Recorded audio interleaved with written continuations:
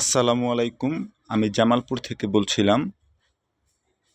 আমি পেঁয়াজ সংরক্ষণ করেছি প্রায় ৩ মাস হবে। ৩ মাস যাবৎ পেঁয়াজ সংরক্ষণ করে রেখেছে। আমার পেঁয়াজ মোটামুটি ভালোই রয়েছে, আলহামদুলিল্লাহ।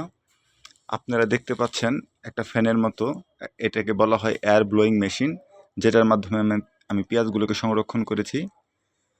আমি প্রায় ৩ মাস যাবৎ পেঁয়াজ সংরক্ষণ করে রেখেছি। আলহামদুলিল্লাহ আমার পেঁয়াজ ভালোই রয়েছে। আমার উদ্দেশ্য ছিল বাহির থেকে যেন আমাদের দেশের পেঁয়াজ আমদানি করতে না হয়, আমাদের দেশের পেঁয়াজ সংরক্ষণ করে এটাকে সারা বছর আমরা খাবো, এই উদ্দেশ্যে সংরক্ষণ করা, এবং সাথে যদি কিছু টাকা আয় হয় তাহলে আলহামদুলিল্লাহ।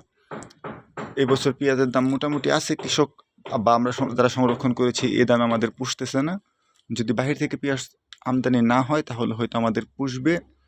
আর আরেকটি গুরুত্বপূর্ণ কথা হচ্ছে, এই এয়ার ব্লোয়িং মেশিনের মাধ্যমে যদি পেঁয়াজ সংরক্ষণ করা হয়, পেঁয়াজ নষ্টের হার খুব কম। আর আমি এই এয়ার ব্লোয়িং মেশিনটা সংগ্রহ করেছি ফরিদপুরের কাজী ইঞ্জিনিয়ারিং থেকে, রিমন কাজী ভাইয়ের কাছ থেকে। আপনারা যারা আগ্রহী এইভাবে পেঁয়াজ সংরক্ষণ করতে, ভবিষ্যতে আমাদের পেঁয়াজের চাহিদা নিজেরাই পূরণ করার উদ্দেশ্যে সংরক্ষণ করতে চান, তারা কাজী ইঞ্জিনিয়ারিং থেকে রিমন কাজী ভাইয়ের সাথে যোগাযোগ করে এই এয়ার ব্লোয়িং মেশিনের মাধ্যমে সংরক্ষণ করলে আপনাদের পেঁয়াজ পচনের হার বা নষ্ট হওয়ার হার অনেক কমে যাবে ইনশাল্লাহ। সবাইকে জানাই ধন্যবাদ আমার এই ছোটো ভিডিওটি দেখার জন্য। সবাইকে জানাচ্ছি আমার সধর্মীয় সালাম, আসসালামু আলাইকুম।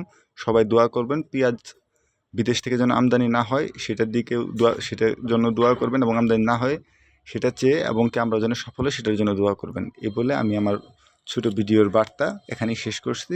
আসসালামু আলাইকুম।